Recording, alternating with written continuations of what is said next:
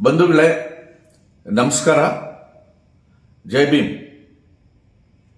ಕರ್ನಾಟಕ ರಾಜ್ಯ ಸರ್ಕಾರ ಜಸ್ಟಿಸ್ ನಾಗಮೋಹನ್ ದಾಸ್ ರವರ ನೇತೃತ್ವದ ಏಕ ಸದಸ್ಯ ಸಮಿತಿಯನ್ನ ನೇಮಕ ಮಾಡಿ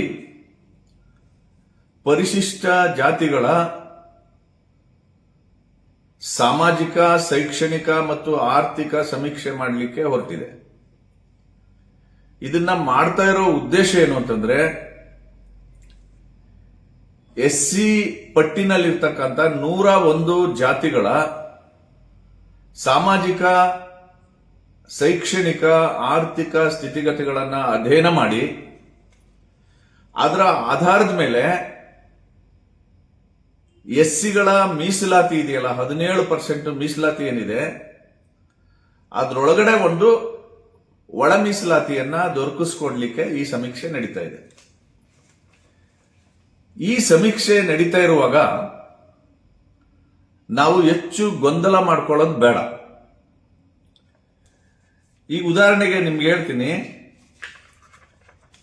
ಎಸ್ಸಿಗಳಲ್ಲಿ ವಿಶೇಷವಾಗಿ ಅಸ್ಪೃಶ್ಯ ಸಮುದಾಯಗಳು 2: ಹೊಲೆಯರು ಮತ್ತು ಮಾದಿಗರು. ವಲಯರಲ್ಲಿ 26 ಜಾತಿಗಳಿವೆ. ಉಪಜಾತಿಗಳನ್ನು ಸೇರಿಸಿದ್ರೆ 46 ಜಾತಿಗಳಾಗುತ್ತೆ. ಮಾದಿಗರಲ್ಲಿ 29 ಜಾತಿಗಳಿದೆ. ಅಂದ್ರೆ ಮಾದಿಗ ಗುಂಪಲ್ಲಿ 29 ಜಾತಿಗಳಿದೆ. ಆ ಉಪಜಾತಿಗಳನ್ನು ಸೇರಿಸಿದ್ರೆ 56 ಜಾತಿಗಳಾಗ್ತದೆ. ಈ ಎರಡೂ ಸಮುದಾಯಗಳು ಸಾಮಾನ್ಯವಾಗಿ ಜಾತಿ ಸರ್ಟಿಫಿಕೇಟ್ ತಗೊಳ್ಳುವಾಗ ಮತ್ತು ಎಲ್ಲಾದರೂ ದಾಖಲೆ ಕೊಡುವಾಗ ಆದಿ ಕರ್ನಾಟಕ, ಆದಿ ದ್ರಾವಿಡ, ಆದಿ ಆಂಧ್ರ ಅಂತ ಕೊಡ್ತಾರೆ. ಈ ಆದಿ ಕರ್ನಾಟಕ ಅಂತ ಹೊಲೆಯರು ಕೊಡ್ತಾರೆ, ಮಾದಿಗರು ಕೊಡ್ತಾರೆ. ಆದಿ ದ್ರಾವಿಡ ಅಂತ ಹೊಲೆಯರು ಕೊಡ್ತಾರೆ, ಮಾದಿಗರು ಕೊಡ್ತಾರೆ. ಆದಿ ಆಂಧ್ರ ಅನ್ನೋ ಹೆಸರನ್ನ ಹೊಲೆಯರು ಮತ್ತು ಮಾದಿಗರು ಇಬ್ರು ಬಳಸ್ತಾರೆ. ಈಗ ಹಿಂದೆ ಇದ್ದಂತ ಸದಾಶಿವ ಆಯೋಗದ ವರದಿ ಇರ್ಬೋದು, ಅಥವಾ ಮಾಧುಸ್ವಾಮಿ ಅವರ ನೇತೃತ್ವದ ಸಂಪುಟ ಉಪಸಮಿತಿಯ ವರದಿ ಇರ್ಬೋದು.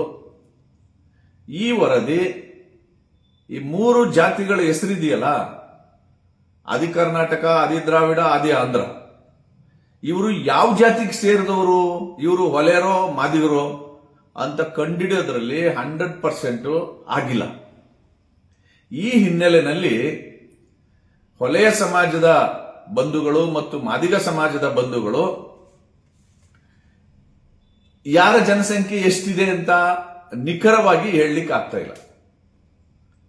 ಇದನ್ನ ನಿಖರವಾಗಿ ಕಂಡುಹಿಡಿಯಲಿಕ್ಕೆ ಈಗ ಕರ್ನಾಟಕ ರಾಜ್ಯ ಸರ್ಕಾರ ಸಮಾಜ ಕಲ್ಯಾಣ ಇಲಾಖೆಯ ಮೂಲಕ ಒಂದು ಸರ್ವೆ ಕಾರ್ಯವನ್ನ ನಿನ್ನೆ ದಿನದಿಂದ ಕೈಗೊಂಡಿದ್ದಾರೆ. ಈ ಸಂದರ್ಭದಲ್ಲಿ ನಾನು ಈ ಎರಡೂ ಸಮಾಜದ ಬಂಧುಗಳಿಗೆ ರಿಕ್ವೆಸ್ಟ್ ಮಾಡೋದೇನು ಅಂತಂದ್ರೆ, ದಯಮಾಡಿ ನೀವು ಎನ್ಯುಮರೇಟರ್ಸ್ ನಿಮ್ಮ ಹತ್ರ ಬಂದಾಗ, ಮನೆಗೆ ಬಂದಾಗ, ಅಥವಾ ನೀವು ಬೂತಲ್ಲೇ ಹೋಗಿ ನಿಮ್ಮ ಜಾತಿಯನ್ನ ಗುರುತಿಸುವಾಗ, ಅಥವಾ ಆನ್ಲೈನ್ ಅಲ್ಲಿ ನೀವು ನಿಮ್ಮ ಜಾತಿ ಉಪಜಾತಿಯನ್ನ ಮೆನ್ಷನ್ ಮಾಡುವಾಗ, ದಯಮಾಡಿ ಆದಿ ಕರ್ನಾಟಕ, ಆದಿ ದ್ರಾವಿಡ, ಆದಿ ಆಂಧ್ರ ಅನ್ನುವ ಪದಗಳನ್ನ ಬರ್ಸ್ಬೇಡಿ. ಯಾಕೆ ಅಂತಂದ್ರೆ ಮತ್ತೊಂದು ಸತಿ ಗೊಂದಲ ಆಗುತ್ತೆ. ಹಾಗಾಗಿ ಹೊಲೆಯರು ನಿಮ್ಮ ಉಪಜಾತಿ ಹೊಲೆಯ ಅದನ್ನ ಬರ್ಸಿ, ಅಥವಾ ನಿಮ್ಮ ಉಪಜಾತಿ ಚಲವಾದಿ ಇದೆಯಾ ಬರ್ಸ್ಕೊಳ್ಳಿ. ಆದಿ ಕರ್ನಾಟಕ, ಆದಿ ದ್ರಾವಿಡ ಅಂತ ಮಾತ್ರ ದಯವಿಟ್ಟು ಬರ್ಸ್ಬೇಕು. ನಾನು ಮಾದಿಗ ಸಮಾಜದ ಬಂಧುಗಳಿಗೂ ಇದನ್ನೇ ರಿಕ್ವೆಸ್ಟ್ ಮಾಡ್ತೀನಿ, ನಿಮ್ಮ ಜಾತಿ ಉಪಜಾತಿಯನ್ನ ಬರ್ಸುವಾಗ ಮಾದಿಗ ಅಂತ ಬರ್ಸಿ, ಹೊಲೆಯರು ಹೊಲೆಯ ಅಂತ ಬರ್ಸಿ. ಆಗ 15 ದಿನದ ನಂತರ ಎನ್ಯುಮರೇಷನ್ ಮುಗಿದ ಮೇಲೆ ಕೂತ್ಕೊಂಡು ಪಟ್ಟಿ ಮಾಡುವಾಗ ಕರಾರುವಕ್ಕಾಗಿ ಹೊಲೆಯರ ಜನಸಂಖ್ಯೆ ಎಷ್ಟು, ಮಾದಿಗರ ಜನಸಂಖ್ಯೆ ಎಷ್ಟು ಅನ್ನೋದು ಗೊತ್ತಾಗುತ್ತೆ. ಈ ಕೆಲಸವನ್ನ ನಾವು ಮಾಡಲಿಲ್ಲ ಅಂತಂದ್ರೆ ಈ ಒಳ ಮೀಸಲಾತಿ ಹೋರಾಟ ನಡೀತಾ ಇದೆಯಲ್ಲ, ಇದು ಮತ್ತೊಂದು ಗೊಂದಲಕ್ಕೆ ನಮ್ಮನ್ನ ದೂಡುತ್ತೆ. ಆದ್ರಿಂದ ದಯಮಾಡಿ ನಿಮ್ಗೊಂದು ಅವಕಾಶ ಬಂದಿದೆ, ಇದರಲ್ಲಿ ನಾಚಿಕೆ ಪಟ್ಕೊಳ್ಳೋ ಅಗತ್ಯ ಇಲ್ಲ, ಇದು ಅವಮಾನಕರ ಅಂತಕೊಳ್ಳೋ ಅಂತ ಅಗತ್ಯನೂ ಇಲ್ಲ. ನಾನು ಉದಾಹರಣೆಗೆ ಮಹೇಶ್, ನನ್ನ ಹೆಸರು ಮಹೇಶ್, ನಾನು ಹೊಲೆಯ, ನನ್ನ ಮಗ ನನ್ನ ಸೊಸೆ ಹೊಲೆಯರು ಅಂತ ಬರ್ಸ್ತೀವಿ. ಹಾಗೆ ದಯವಿಟ್ಟು ನೀವು ಬರ್ಸಿ.